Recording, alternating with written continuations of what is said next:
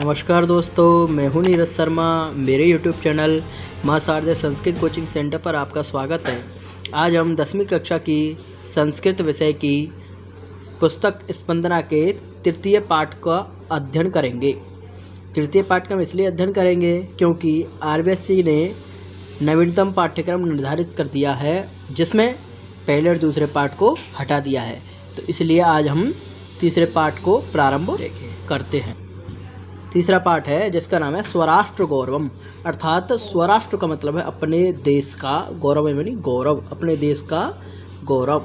देखिए, पाठ को मैं प्रारंभ करता हूँ। सबसे पहले हम पाठ के ऊपर लिखे हुए जो पाठ के बारे में जो थोड़ा विवरण है उसका अध्ययन करेंगे। उसके बाद हम पाठ को प्रारंभ करेंगे। तो सबसे पहले हम पाठ को प्रारंभ करते हैं। देखिए, अस्माकं चिंतने राष्ट्रस्य अवधारणा अति प्राचीना विद्यते। वेदेष्वपि आराष्ट्रीयराजन्ये यजुर्वेदः, वयं राष्ट्रे जाग्रियां यजुर्वेदः, अहं राष्ट्रे संगमनिवसूनां ऋग्वेदः इत्यादिषु बहुषु मंत्रेषु राष्ट्रः शब्दस्य प्रयोगेन एतद् स्पष्टम् अस्ति। अस्मदीया राष्ट्रसम्बन्धी अवधारणा अर्वाचीना पश्चिमाच्च आगता इति ये मन्यन्ते ते तु वस्तुतः भ्रांता सन्ति। देखें, इसका अर्थ समझेंगे हम। अस्माकं का मतलब है हमारे, अस्माकं का मतलब है हमारे, हमारे चिंतने का मतलब है चिंतन में, हमारे चिंतन में। राष्ट्रस्य का मतलब है राष्ट्र की, अवधारणा का मतलब है अवधारणा, अति प्राचीन का मतलब है अत्यधिक प्राचीन, विद्यते का मतलब है हमारे चिंतन में राष्ट्र की अवधारणा अत्यधिक प्राचीन है। ठीक है। वेदेष्वपि अर्थात वेदों में भी, वेदों में भी। अराष्ट्रीय राजन्य, अराष्ट्रीय राजन्य ये किस में है? यजुर्वेद में। वयम राष्ट्रे जागरियम, वयम राष्ट्रे जागरियम ये किस में है? यजुर्वेद में। और अहम राष्ट्रीय संगमनि वसुनाम, अहम राष्ट्रीय संगमनि वसुनाम ये किस में है? ऋग्वेद में। इत्यादिषु बहुषु मंत्रेषु, इत्यादिषु का मतलब है आदि, बहुषु का मतलब है बहुत से, मंत्रेषु का मतलब है मंत्रों में, आदि बहुत से मंत्रों में। राष्ट्र शब्दस्य, राष्ट्र शब्द के प्रयोग से, राष्ट्र शब्द के प्रयोग से। एतद् स्पष्टम अस्ति, एतद् स्पष्टम अस्ति यत्, एतत् स्पष्टम अस्ति, एतत् का मतलब है यह है, स्पष्टम का मतलब है स्पष्ट, अस्ति का मतलब होता है या है। ठीक है ना। आदि बहुत से मंत्रों में, यह मंत्रों में राष्ट्र शब्द के प्रयोग से यह स्पष्ट है। क्या स्पष्ट है? कि हमारे जो राष्ट्र के संबंध में जो अवधारणा है ना, वो क्या है? अत्यधिक प्राचीन है। ठीक है। उसके बाद देखिए आगे, अस्मदीय राष्ट्र संबंधी अवधारणा। अस्मदीय का मतलब है हमारी, राष्ट्र, अस्मदीय का मतलब है हमारी, राष्ट्र संबंधी का मतलब है राष्ट्र संबंधी, अवधारणा का मतलब है अवधारणा, अर्वाचीन का मतलब है नवीन है। क्या है? नवीन है। और पश्चिमाचागत, और पश्चिम से आई है। हमारी राष्ट्र संबंधी अवधारणा नवीन है और पश्चिम से आई है। इति का मतलब है ऐसा, ये का मतलब है जो, ऐसा जो, मन्यन्ते का मतलब है मानते हैं, ऐसा जो मानते हैं। ते तू का मतलब है वे तो, ते का मतलब वे, तू का मतलब है तो, वस्तुतः का मतलब है वास्तव में, वे तो वास्तव में भ्रांता संति, वे तो वास्तव में क्या हैं? भ्रमित हैं। वस्तुतः का मतलब है वास्तव में क्या हैं? भ्रमित हैं। जो ऐसा मानते हैं वे तो वास्तव में क्या हैं? भ्रमित हैं। देखें, पुनः देखें, इसका एक बार हिंदी करा रहा हूँ मैं आपको। हमारे चिंतन में राष्ट्र शब्द की, राष्ट्र की अवधारणा अत्यधिक प्राचीन है। वेदों में भी अराष्ट्रीय राजन्य यजुर्वेद में, वयम राष्ट्रे जागरियां यजुर्वेद में, अहम राष्ट्रीय संगमनि वसुनाम ऋग्वेद में, आदि बहुत से मंत्रों में राष्ट्र शब्द के प्रयोग से यह स्पष्ट है कि हमारे देश की अवधारणा प्राचीन है। ठीक है। और हमारी राष्ट्र संबंधी अवधारणा नवीन है और पश्चिम से आई है। जो ऐसा मानते हैं वे तो वास्तव में भ्रमित हैं। उसके बाद देखें आगे पर, अस्माकम इदम, अस्माकम का मतलब है हमारा, इदम का मतलब है यह, हमारा यह, भारतवर्षम का मतलब भारत देश, हमारा यह भारत देश चिर पुरातन का मतलब है अत्यधिक प्राचीन। सनातन का मतलब है सनातन। राष्ट्रम का मतलब राष्ट्र यानी देश। वर्तते का मतलब है। हमारा यह भारत देश एक अत्यधिक प्राचीन और सनातन देश है, यानी सनातन राष्ट्र है। हमारा यह भारत देश एक अत्यधिक प्राचीन और सनातन राष्ट्र है। किंतु अत्र का मतलब है किंतु, अत्र का मतलब यहाँ के, ऋषि का मतलब है ऋषियों के द्वारा। किंतु यहाँ के ऋषियों के द्वारा। मुनि का मतलब है मुनियों के द्वारा। कवि का मतलब है कवियों के द्वारा। किंतु यहाँ के ऋषियों, मुनियों और कवियों और तत्वचिंतक का मतलब है तत्वचिंतकों के द्वारा। केवलम का मतलब है केवल। भौतिक, भौगोलिक और राजनीतिक घटक को ही राष्ट्र नहीं माना गया है, किंतु यहाँ के ऋषियों, मुनियों और कवियों और तत्वचिंतकों के द्वारा केवल भौतिक, भौगोलिक और राजनीतिक घटक को ही राष्ट्र नहीं माना है। राष्ट्रमिति यद उच्यते। राष्ट्रमिति का मतलब है यद का मतलब जो, राष्ट्र का मतलब है राष्ट्र, उच्यते का मतलब कहा जाता है। जो राष्ट्र कहा जाता है वहाँ एक चेतन सांस्कृतिकम घटकम मतम।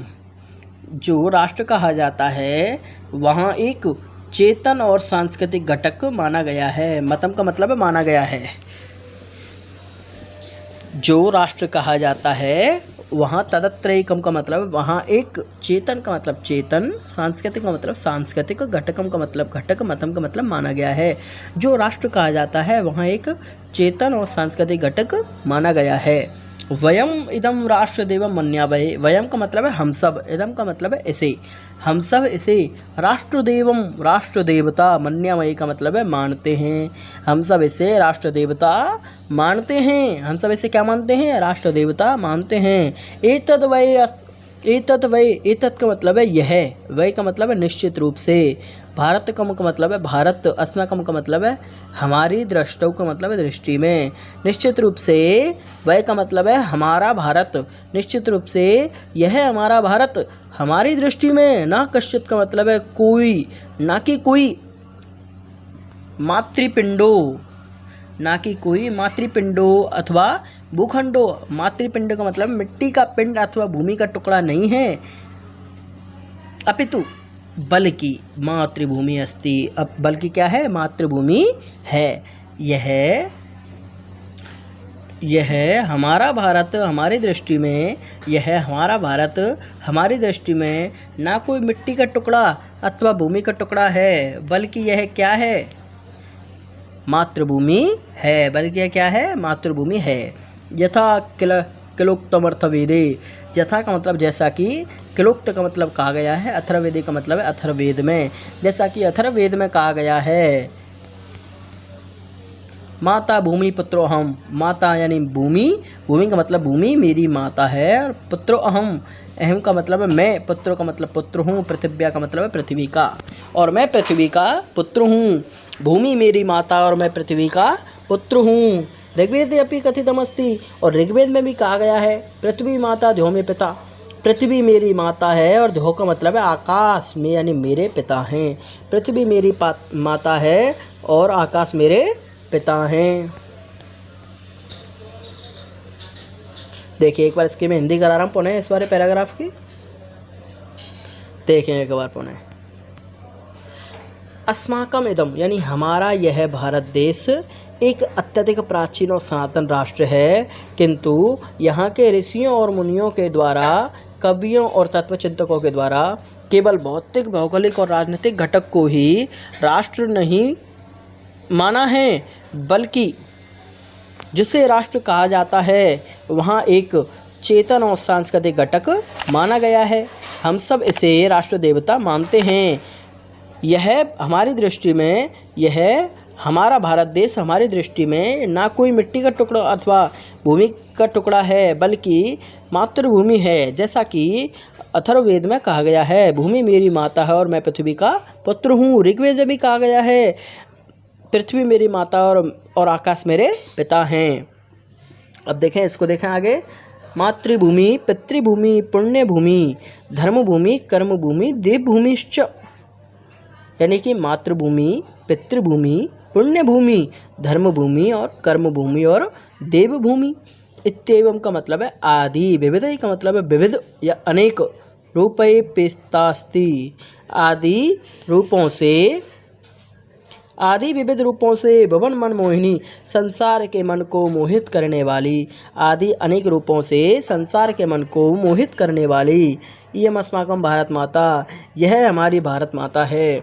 आदि विविध रूपों से संसार के मन को मोहित करने वाली यह हमारी भारत माता है। राष्ट्र संबंधिनः, राष्ट्र संबंधिनः, राष्ट्रीयता संबंधिनः, राष्ट्र गौरव संबंधिनः, राष्ट्रभक्ति संबंधिनः केचन श्लोका अस्मिन् पाठे संकलिता। यानी कि राष्ट्र संबंधित, राष्ट्रीयता से संबंधित और राष्ट्र गौरव से संबंधित और राष्ट्रभक्ति से संबंधित कुछ श्लोक। केचन का मतलब है कुछ, श्लोका का मतलब है श्लोक। कुछ श्लोक अस्मिन् पाठे संकलिता सन्ति, इस पाठ में संकलित हैं। कुछ श्लोक इस पाठ में संकलित हैं अर्थात दिए गए हैं। यानी कि राष्ट्र से संबंधित, राष्ट्रीयता से संबंधित और राष्ट्र गौरव से संबंधित और राष्ट्रभक्ति से संबंधित कुछ श्लोक इस पाठ में दिए गए हैं। देखें एक बार इसको पुनः देखें। इसको मैं हिंदी करा रहा हूँ इस वाले पैराग्राफ की पर से देखें एक बार। मातृभूमि, पितृभूमि, पुण्यभूमि, धर्मभूमि, कर्मभूमि और देवभूमि आदि विविध रूपों से संसार के मन को मोहित करने वाली यह हमारी भारत माता है। और राष्ट्र संबंधी, राष्ट्रता से संबंधी, राष्ट्र गौरव से संबंधित और राष्ट्रभक्ति से संबंधित कुछ श्लोक इस पाठ में दिए गए हैं। ठीक है, अब देखिए, अब हम पाठ को प्रारंभ करेंगे। इससे पहले इसकी मैं एक बार हिंदी करा दूँ, यहाँ से ऊपर तक के नीचे तक की। ठीक है, देखें एक बार। हमारे चिंतन में राष्ट्र की अवधारणा अत्यधिक प्राचीन है। वेदों में भी राष्ट्रीय राजन्य यजुर्वेद में, वयम राष्ट्र जागरण यजुर्वेद में, अहम राष्ट्रीय संगमनि वसुनाम ऋग्वेद में आदि बहुत मंत्रों में राष्ट्र शब्द के प्रयोग से यह स्पष्ट है। हमारी राष्ट्र संबंधी अवधारणा नवीन है और पश्चिम से आई है। जो ऐसा मानते हैं वे तो वास्तव में भ्रमित हैं। हमारा यह भारत देश अत्यधिक प्राचीन और सनातन राष्ट्र है, किंतु यहाँ के ऋषि मुनि और कवि और तत्वचिंतकों के द्वारा केवल भौतिक, भौगोलिक और राजनीतिक घटक को ही राष्ट्र नहीं माना है।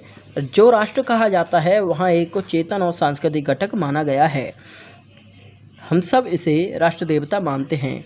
यह भारत देश हमारी दृष्टि में न केवल मिट्टी का टुकड़ा अथवा भूमि का टुकड़ा है, बल्कि हमारी मातृभूमि है।